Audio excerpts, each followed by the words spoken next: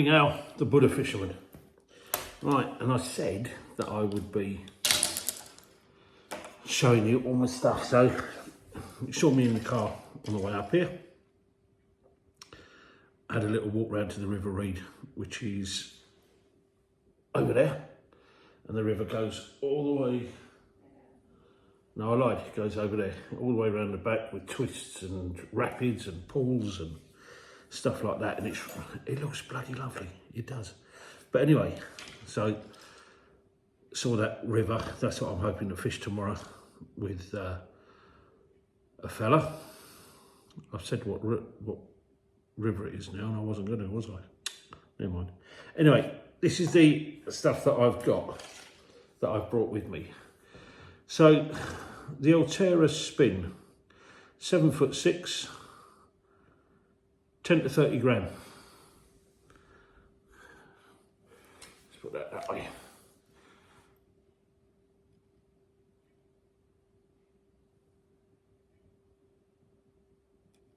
What do you say that there?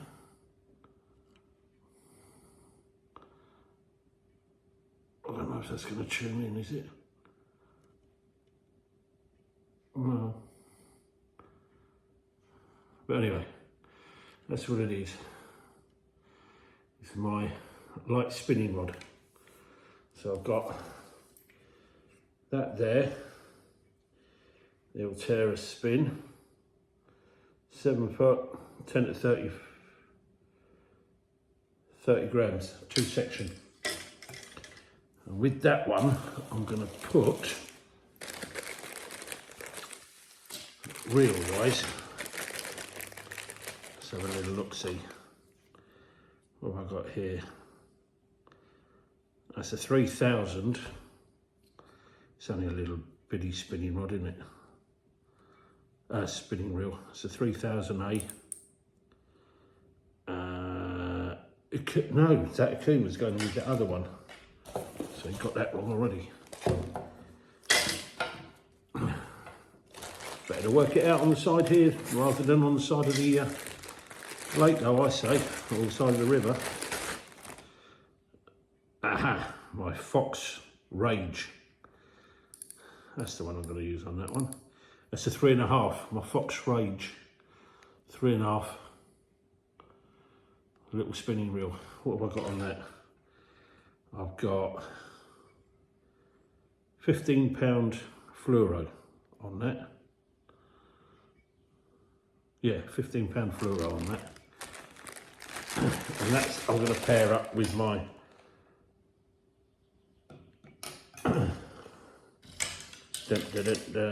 Altera spinning rod. That's the one that's going with. I might change it round tomorrow.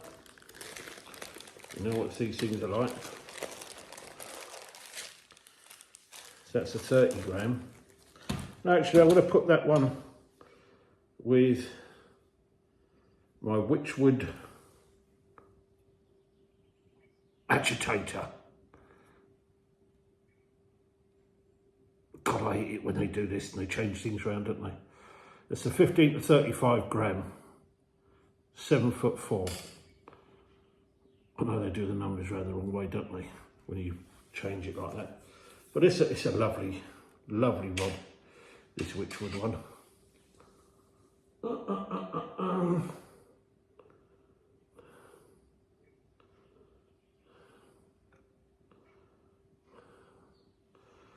Yes. That's a 2-section spinning rod, and that's going to go with the Fox Rampage. That one there. And the other one, the Akuma, will go with that Akuma. So that's the 2 spinning rods done and out the way. Next one I've got is my Grays GR10. I don't know if this is going to go around the wrong way again. Yeah, it is. It's a Grays GR10, 9'6", 7 weight. Number 7. Is that going to focus? Probably not with me behind it. But it's a nice 10-foot fly rod.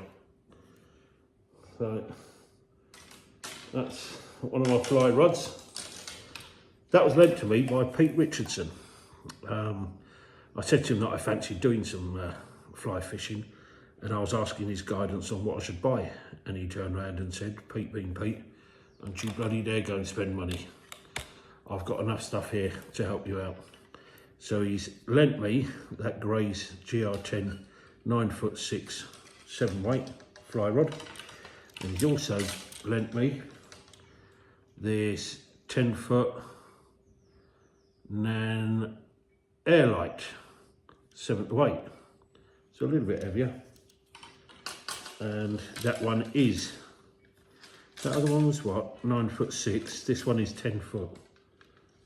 Yeah, I'll give that one 10 foot. And with that, he also gave me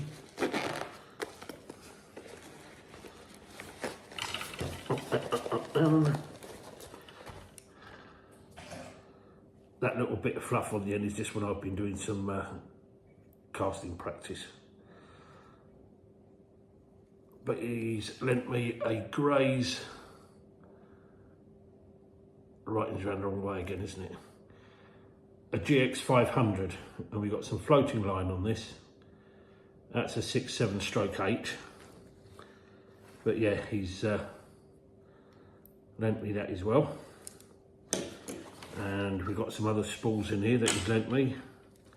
And this one is a 7. And it is into 1.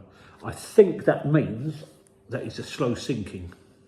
If I'm wrong, please tell me. I'll find out tomorrow.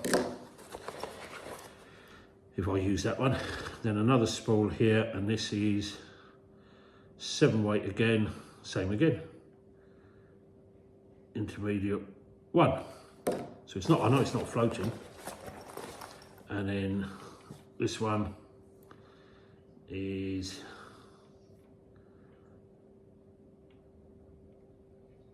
oh, hang on, I'll get the light on this. Pickle, yeah. Just come and turn the light on for me, please, darling. A sinking 7 and a 7-weight. That's my spare spools and my Gray's reel. That's better. Hey.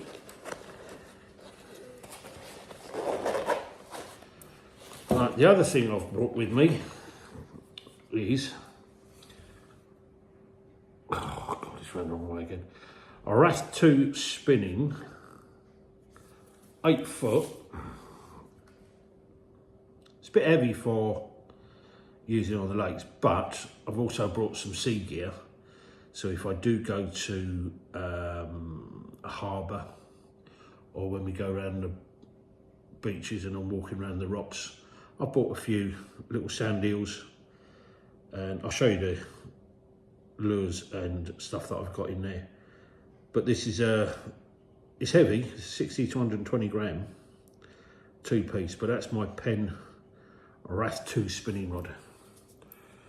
And it's a lovely rod. And since I've been back to fishing, that rod is the one that I've caught the most stuff on. And paired up with that Wrath 2 is I've got a Penn Pursuit 4000 spinning reel, and I've got £40 on that. Yeah, £40. Haven't got a leader on that one. And the other spare spinning reel for the light stuff I've brought is this Archer 4000, an Archer 4000, and that's got, I think that's £20 on there. No, it's not, that's 12. That's £12. So I've got that one as well. So I can swap and change. That's mono, that isn't fluoro on that one. So that's rods and reels done. got to give them a shout out. It's back to front, isn't it? Essex County Angling. That's where I get most of my stuff from. So, come over here and I'll show you what I've got in my little box as well. So, this is from Pete Richardson as well. And in here, I've got my other fly reel, and it's a Mustang, right in back to front again. Mustang 2541 Shakespeare. It's a little Shakespeare one, but hey, still going to do the job. Still does the job. So that's another one lent to me by Peter Richardson.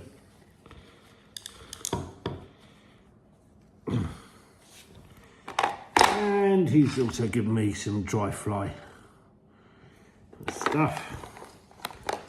And I've got a £7 tipper leader, fluoro, and some £5 leader as well. So that's the lines and the reels and the rods. Let's talk flies.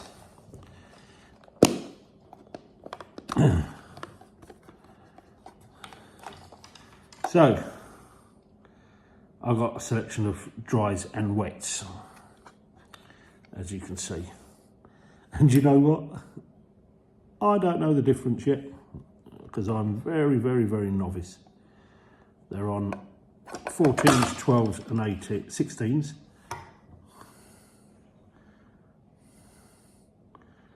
That one to me looks like probably a wet fly.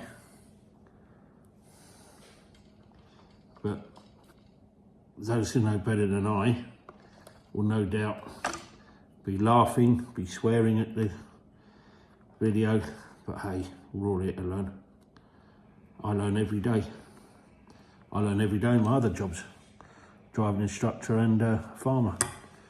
That's what these little bad boys are like. Dun, dun, dun, dun. Now,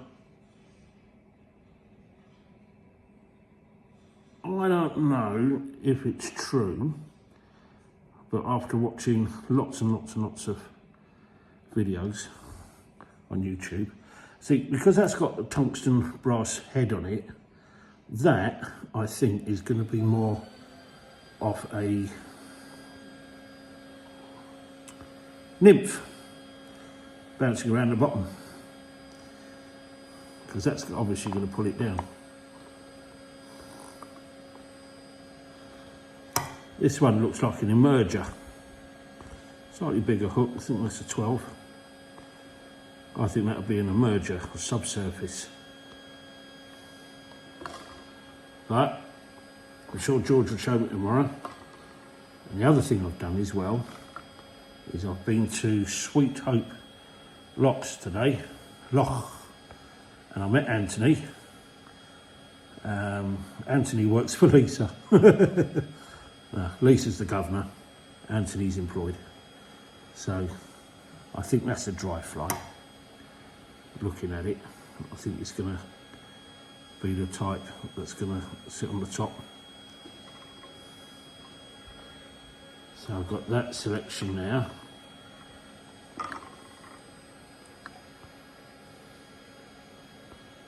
So now, I've got to get back in, aren't they, when you've got big sausage fingers like I have. It's going to be a fun time then, isn't it? And then I've got some other nymphies, wet flies, daddy long legsy type ones. But I'm here to learn. That's the whole point of this trip. So yeah, going to be learning on all of these. What I do with my flies, what to use, when to use them. I understand about match the hatch and all that kind of stuff. Yeah, so that's the flies. Now,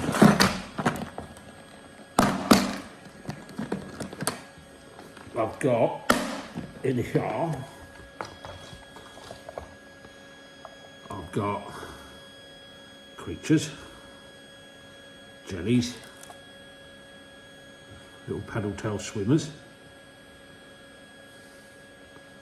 lots and lots and lots of different colours, lots of different sizes. I've been watching the Illustrated Angler. He's one of the rangers on Derwent, because I'm planning on doing Derwent this week as well. And he does all these kind of things. Look at that one. This is when I'm after or thinking of spinning for some trout. You know, there's some cracking little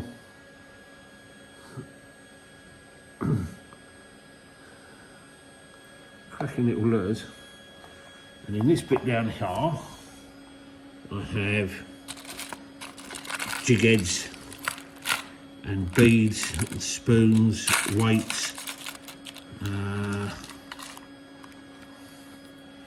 clips. Let's put it over there. Is that better? I've got some floaties, some subsurface ones in there. These are all hards. I think these would be more pikey than they would be for trout. Little shrimp there, look.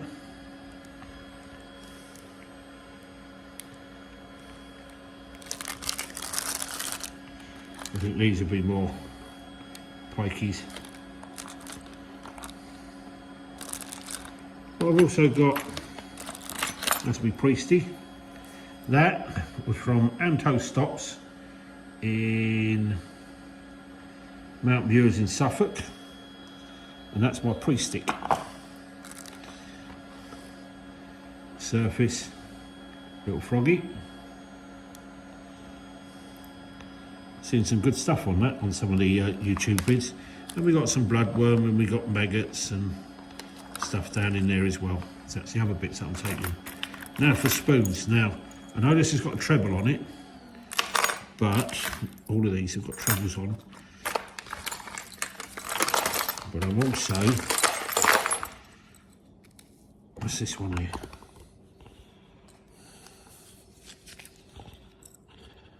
It's got a treble on his bum, but I will be changing that for a single.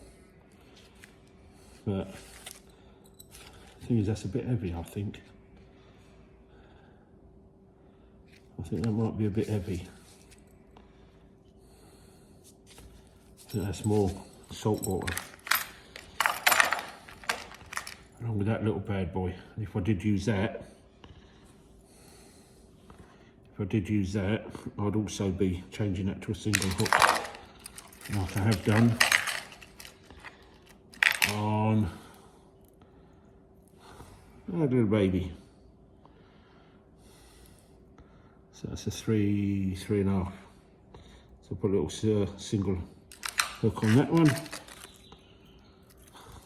Other little spoons that I'm going to be trying over at Derwent.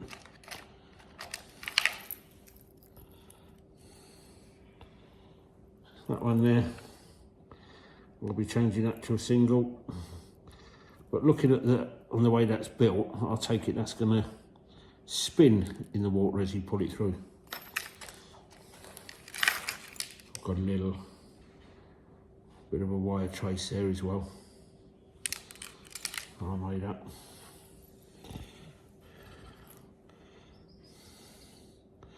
It's a little 3.5 gram spoon with a single hook.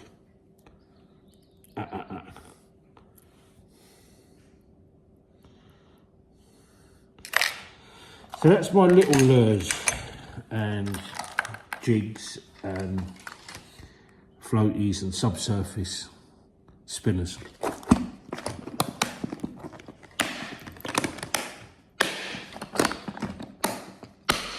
won't be able to do that much, am I, out there with cold hands? I also have my long nose forceps.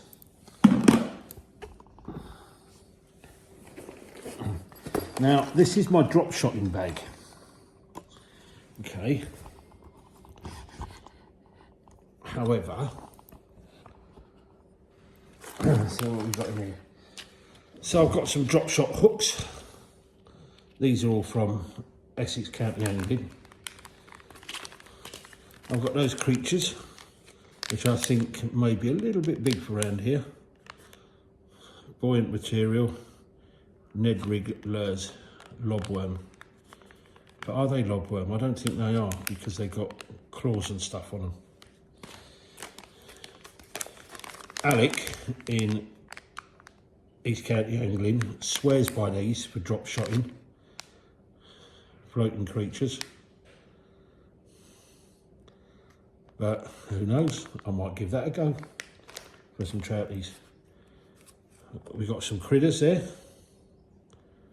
I better take these prices off. Only because, oh, I can get them cheaper than that. I bet you bloody can. So yeah, got them. Is that worth bouncing around the bottom? Well, jig heads. We've got weighted heads and that. And weight 3 grams and size 4 hook in them they've got. This might be a better way of looking at them there. Is that worth bouncing around the bottom, hoping that a big troutie will pick it up? Now I met a guy down at Derwent yesterday called Charlie, who we had a little bit of a chat. He's using things very similar to these. He had 2 of these, and also the Illustrated Angler, which is Charlie, one of the rangers on Derwent. I've seen him use these things as well. Oh, that's one of those little critters. Now, would they call that a crayfish and go for a crayfish? I don't know. It's got some nice movement and action on it. But you know what? I think everything's worth a go. Everything's worth a go. And this is one of the things where the angler got caught by the bait. Do any of you use this kind of stuff? Has anyone ever found it beneficial? I don't know. If I was ledgering out some stuff and leaving it there for a while, I think this would be all right. But if you're moving it, would you be taking it, washing it off your lures and your softies? Don't know. Tell me. I'm here to learn. Some more little drop shotty hooks, size 1s. Right, what else has Mr. Jones brought with him up to Northumberland?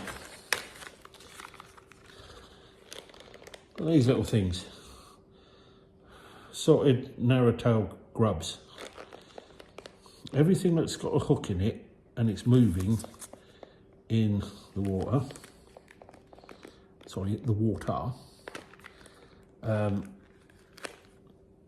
if you've got it in there, it might tempt someone when we go out on a Saturday night or a night to remember. Can't always say that you always fancy an Indian. Sometimes you might want a kebab, bag of chips, go home to your wife, lovely cooking. So look at these, French fry. Now they're ribbed, so I understand by that they're going to be giving off a lot of vibration, which will be good. I think it'll be good. Got some size 1 little canoe ring hooks. Drop shotting leads. Some more little hooks, more hooks. What are they, size 4s, size 1s. See, I might be using these. I might change some of the trebles that I've got on lures and stuff over to these, give these a go.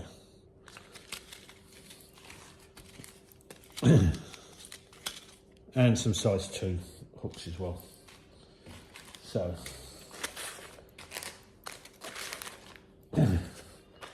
and if you don't put them back away straight away, you're going to muck them up. So, I've got lots of different things to give a go there. And it's that thing, isn't it? Give them a dangle, see if they work. That looks quite inviting. I don't know whether a lip hook it like in drop shotting, or should I go down the head, bring it out the back? Tell me. Same little things, got whites, some mini shads, and oh, I've got to take the price off this. Yeah, that's what it is. So it's got a double in the belly and a double in the tail with a little spoon attracting it. I think that could be all right for a trout. You going to put them all back, Jones? Oh, bloody hell. Oh, what have you got hidden in this little bit? Aha! So I've got this little bad boy. And with the slit in his back, I take it that would be, hopefully weedless. Now, if you're a trout and you saw that little bad boy popping along the bottom, would you give it a little nibble, or is that too big for a nymph? I don't know. I'm here to learn. Another little wire trace. Look at those cute little things.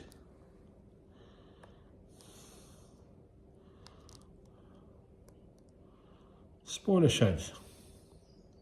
Swimming bait. Don't know. Could be worth a little dangle. You never know. You never know what's going to work out there. What they're going to fancy on the different days. So that's predominantly my drop shotting bag.